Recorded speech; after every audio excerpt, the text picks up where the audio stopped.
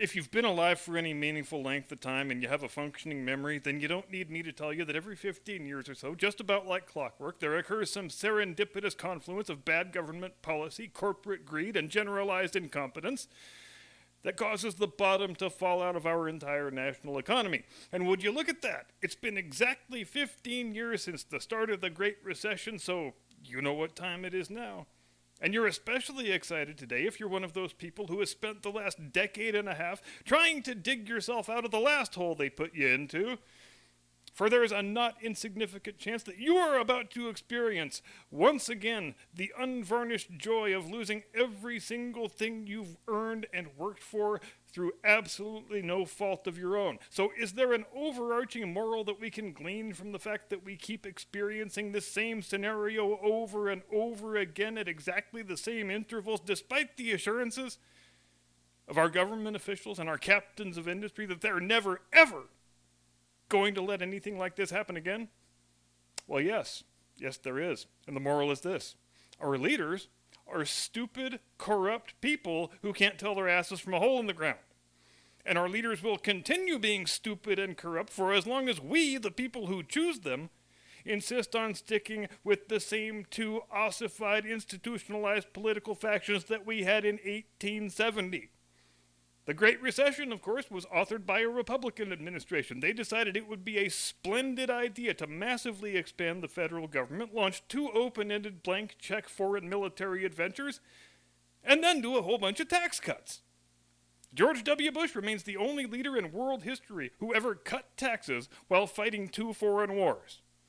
And as we know all too well, his administration did next to nothing to stop the mortgage-backed security bubble from building and then bursting in catastrophic fashion. Because it's 2004, baby. We got ourselves an election to win here, and the way we win it is by saying, oh, look here, we have got the highest home ownership rate in history. This economy is going gangbusters, and it's never going to end. Plus, I'm the guy who cut your taxes. And the voters chose to believe it. Bush won the election by a fairly wide margin. And then his administration managed to paper over the cracks in the economy for another 2.5 years or so until the dam finally, inevitably, burst. This time around it's different, but still the same. When we started forcing people to stay home at gunpoint, when we artificially stopped the whole economy in its tracks over a stupid Chinese flu virus and started shotgun blasting trillions of dollars of fake money into the system, and that happened under Trump. This isn't just a Biden thing. It became a foregone conclusion that we eventually would reach the point where banks would start failing. Because you simply cannot engage in that kind of reckless monetary policy without your country and its people paying a heavy price for it. And the price gets heavier when you decide at the same time to throw open the border and import another 5 million or so unproductive mouths to feed. And it gets steeper still when you also decide to spend $90-odd billion fighting a proxy war with Russia. But then that's another fun feature of these periodic collapses, isn't it? People like you and me are the ones who get cleaned out and lose everything we've got, while people like Joe Biden don't lose a damn thing, and they laugh all the way to the Caymans. Do the failed banks themselves own some share of the culpability? Well, of course they do.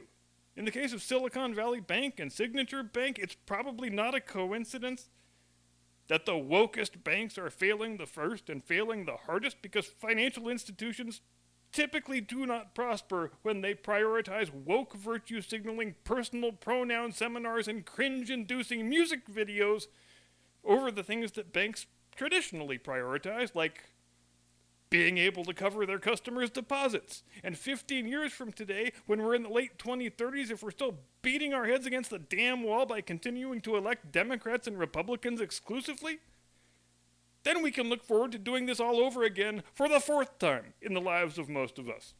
Or else we, all of us, liberal, conservative, indifferent alike, can start recognizing the fact that we need to arrange better representation for ourselves. What a concept, right?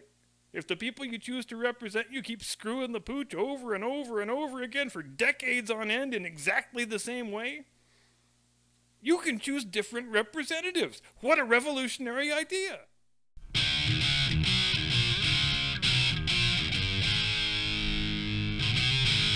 From high atop the battlements of Castle Curmudgeon, where it's currently raining so torrentially that some of the syringes and hobo crap are actually getting cleaned off the streets for a change. Good evening, Mr. and Mrs. America and all ships at sea. Welcome to the program. I am your eponymous host and humble servant, and we open tonight's main segment with a statement of immutable truth. When no less a personage than Winston Churchill himself has proclaimed you, quote, the greatest fighting general of all time, unquote, you, sir, are a stone-cold badass. Now, who did Churchill say that about? It wasn't Monty, it wasn't Patton, it wasn't Rommel, it wasn't even Genghis Khan or Alexander the Great or any of the usual suspects whose names come up usually in such conversations. It was Major General Robert T. Frederick, San Francisco, California. And if you don't recognize the name, I think you're going to like this story. It's the spring of 1942. The Americans have been in the war for less than half a year, and they have yet to set foot anywhere in the European theater. The Canadians, meanwhile, well, they've been in the war since the day Britain entered the war, just like the Aussies and the New Zealanders and the South Africans and so on. Over in London, Churchill is trying to promote out-of-the-box military thinking in any way he can. Somebody comes to him with an idea for a new vehicle or a new munition or a new type of operational unit. He gives the idea a fair hearing, and he approves a great many of them. Some of the resulting innovations wind up paying tremendous dividends in the last 2 years of the war, during and after Operation Overlord. But the most important idea to emerge from this period is the whole concept of a special operations force, which heretofore had never existed anywhere in the world. And it's such a simple, elegant, sensible idea, it strains credulity that nobody ever thought of it until almost the halfway mark of the 20th century.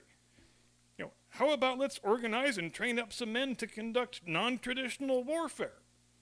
Now, up until this point, if you had an out-of-the-box operation you wanted to conduct, you would select some men from one of your regular army regiments and train them up to do the specific operation you had in mind, and when the thing's finished, they all go back to their regular units. But Churchill and Mountbatten, who winds up being the first head of combined operations, they decide, why shouldn't we have dedicated special forces for conducting such missions, rather than training a whole new group of men for each operation? And there was a third guy in this conversation, a guy named Gregory Pike, a guy whose name you might recognize if you know the story of Operation Habakkuk, which was the idea of building an aircraft carrier out of an amalgam of ice and wood pulp, or pikecrete, as it came to be known. And that's a story that probably warrants its own episode, so I won't elaborate on it too much here. But another one of Pike's ideas had to do with German-occupied Norway, specifically the far northern part of Norway, the part that borders Finland, which is the corridor through which the Germans have to transport a tremendous amount of the oil and coal that they need to maintain the war effort, as well as the deuterium that they require for their atomic bomb program. Now, by Pike's reckoning, if the Allies could get a team of men into northern Norway to harass and confound the enemy's operations, maybe blow up some infrastructure here and there, then with a comparatively small number of personnel, you could wreak a significant toll on the German energy supply and thus on the larger Nazi war effort. But here's the trouble. We're England. We don't get a whole hell of a lot of snow here. Certainly nothing like they get in the north of Norway, so we don't have any personnel who are trained to fight in the conditions they're going to face, and we don't have any place to properly train them, even if we did. But you know who's really at home in snow and ice? The Canadians. That's who. So maybe that's who we should be recruiting for this new unit, but the Canadian Army, they're stretched pretty thin with the stuff we've got them doing already. So they might not be able to spare the number of men we need. But you know what? The Yanks are in the war now, and they have got plenty of guys from the upper Midwest who are just as adept in ice and snow as the Canadians are. So maybe we could get them to help out with this thing. And so was born the first Special Service Force. Not only the first multinational Special Forces unit in world history, but the first Special Forces unit of any kind. Today's U.S. and Canadian Special Forces, all of them trace their origins directly back to this unit, which mustered in at Fort William Henry Harrison outside Helena, Montana, to begin their training under the command of Lieutenant Colonel Frederick, who up until this point in his career had only been a staff officer, no command experience, no combat experience, and within 3 years' time, Churchill is calling this guy the greatest fighting general in the history of the world. You want to talk about upward mobility? That is what upward mobility looks like right there. Now, ironically, though the unit was conceived and assembled for the express purpose of conducting operations in the north of Norway, by the time the first Special Service Force gained operational status, the problems they were supposed to be tasked with solving had already been solved by other means and methods. But don't bother yourself about that. There's plenty of cold, snowy places in this war. And now we've got a dedicated unit that specializes in fighting in such conditions, and we've got specialized snow vehicles for them to drive around in even, thanks to another helpful innovation by Mr. Pike. So let's figure out where we want to send them, and then let the fuckers go wild. Now, the first place they're sent to is the Aleutian Islands in Alaska, the western portion of which has been occupied by the Imperial Japanese Army since shortly after Pearl Harbor. They make their landing on Kiska Island on 15 August 1943, only to find that the Japanese have already bugged out and evacuated the place just a few days prior. But no bother. Next stop, the Italian Alps, where they arrive in October of 43, their services having been specifically requested by the theater commander, General Mark Clark. They were tasked with dislodging the Germans from 2 mountain strongholds where they were strongly entrenched, Monte la Defensa and Monte la Remit... I swore I was going to get that right. Remetiana. The units holding these positions were some of the most formidable units in the entire Wehrmacht. The 104th Panzer Grenadier Regiment held Monte la Defensa, and the 1st Fallschirm Panzer Division Hermann Goering held Monte la Remetiana. I got it wrong again. Never mind. To achieve maximum surprise, it was decided for the assault to come from the last place the defenders would expect, namely, up the near vertical escarpment on the southern side instead of the more easily traversable ridge on the northern side. Said one member of the attacking force, quote, "It looked as if we were marching into hell. The whole mountain was being shelled and the whole mountain seemed to be on fire." End quote. The American and British regular forces had tried at least half a dozen times already to take these 2 positions, but they got turned back each time with increasingly appalling casualties. But the 1st Special Service Force took both of them on the first day, on the first try. And they earned themselves a nickname from their German opponents. From that day on, and ever since, they became known as the Devil's Brigade. The casualty rate that day, 77 goddamn percent. 91 dead, 9 missing, 313 wounded, 116 collapsed from exhaustion and lack of oxygen due to the high altitude. Next stop is Anzio, one of the most brutal campaigns of the entire war. Their task was to capture, hold, and conduct further operations from the vicinity of the Mussolini Canal. And they did capture it, again, on the first day, on the first attempt, despite having received no replacements with which to replenish their losses from the battle they had just finished in the Alps. Bob Frederick had already blown straight through Bird Colonel and been promoted to Brigadier General by this point, and if his men were in contact with the enemy, well, he was standing right there in the front, wielding a weapon like every other man. Perhaps never in the history of armed conflict has a general officer had less regard for his own personal safety and been more willing to personally engage in battle. It never would have occurred to this guy to stay holed up in some headquarters 2 or 3 miles behind the line. His headquarters was a damn foxhole, just like everybody else's headquarters was. Now, having accomplished this latest objective, the 1st SSF was then dispatched to Monte Arestino, the last big obstacle before Rome itself, to assist with the offensive that was then being mounted by the U.S. Fifth Army. They were tasked with capturing and holding 7 bridges into the city, which they accomplished without much difficulty. And on the night of 4 June 1944, 2 days before D-Day, members of the SSF became the first Allied troops to set foot in the Eternal City. But they weren't done yet. They still had some ass to kick up in France. They landed in the French Riviera on 14 August on the islands of Port-Huot and Ile du Levant. in support of Operation Dragoon, as the invasion of southern France was codenamed. There were a total of 5 German forts on the 2 islands, all of which the SSF had duly captured and subdued within a matter of 8 days.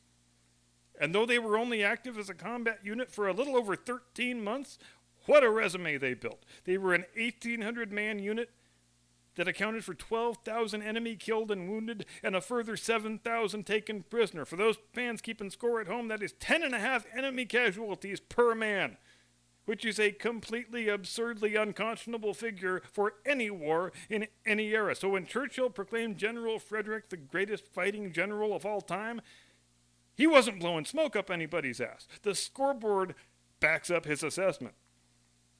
And these guys also have their own movie, titled, as you might expect, The Devil's Brigade, released in the summer of 1968, starring William Holden as Colonel Frederick and Cliff Robertson as the fictional Canadian commander. This movie cost a lot to make. It had a lot of star power. It was supposed to be a really big hit, and it probably should have been. But it died an absolute ignominious death at the box office. Why? Because it had the misfortune of coming out 2 weeks after The Dirty Dozen, and the plots of the 2 pictures were considered perhaps a little bit too close for comfort, since in The Devil's Brigade, the central conceit of the narrative is that the American personnel are all misfits and screwballs and renegades who volunteered for this thing, while the Canadians were all personally selected according to merit and achievement. But there's one thing about this flick that's really weird, and I have yet to figure it out, and that's that the Canadians seem to be presented as Scottish. It's the beginning of the picture. We're at Fort William Henry Harrison. The Americans are all assembled. They're waiting for the Canucks to arrive, which they do eventually. And when they arrive, they are all wearing Highland dress and tam o' shanters, which isn't necessarily a problem in itself, because there are 16 Highland regiments in the Canadian Army, of which most are the brother unit equivalents of their British counterparts. So, for example, while the British Army has the Black Watch and the Highland Rifles, the Canadians have the Canadian Black Watch and the Canadian Highland Rifles, and so on. But none of the Canadians in the first SSF came from any Highland regiment. So it seems kind of bizarre that the movie has these guys marching into the scene. They're all wearing kilts and sporrans behind a bagpipe band that is playing Scotland the Brave. Now, I wasn't alive in 1968, not by 6 years, but I can state with near absolute certitude that American audiences in that year probably knew and understood the difference between a Canadian and a Scotsman. It gets worse, though, because when the Canadian characters in the film speak their lines, they all sound Scottish, too. Except Cliff Robertson. Cliff Robertson comes off sounding like he wants to kiss the Blarney Stone and find out who stole his lucky charms. I'm not sure if he was trying to sound Scottish and it just came out sounding Irish, but he would have been better off just not trying to play any accent at all. I'm not going to say this was as bad as James Coburn playing Australian in The Great Escape, or Kevin Costner playing English in Robin Hood, but it's pretty damn close. It is a perfectly enjoyable picture, though. In spite of the cultural incongruity, Hollywood does not make men like William Holden anymore. And that's a hell of a damn shame. It's also a hell of a damn shame that he isn't as well remembered today as some of his contemporaries are, because he should be. This guy was one of the biggest stars in the game from the early 50s all the way to the mid-70s. And he was the best man at Ronald and Nancy Reagan's wedding, which places him in the automatic badass category, just like General Frederick, whom he played in the film. And I want to close tonight by reading out the citation for General Frederick's first of 2 Distinguished Service Crosses, which he earned between 10 and 13 January 1944 in the first of the aforementioned combat actions. Quote, "For extraordinary heroism in connection with military operations against an armed enemy as commander of the 1st Special Service Force, in action against enemy forces during the period 10 January to 13 January 1944, near Mount Visciariato," I got that one wrong too, Italy, "while commanding his own organization and an attached task force, Brigadier General Frederick made a personal reconnaissance to determine hostile intentions prior to an attack.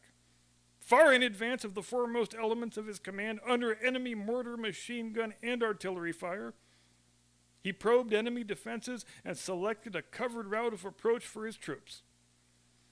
While leading his men against the enemy, he continued his reconnaissance in advance of his forward troops to obtain information from which to plan the development of the attack. Operating in terrain almost devoid of cover and concealment, he organized a surprise attack that quickly drove the enemy from a strategically important position. Brigadier General Frederick's constant presence under enemy fire forward of his own troops proved an inspiration to them and a decisive factor in the accomplishment of his mission.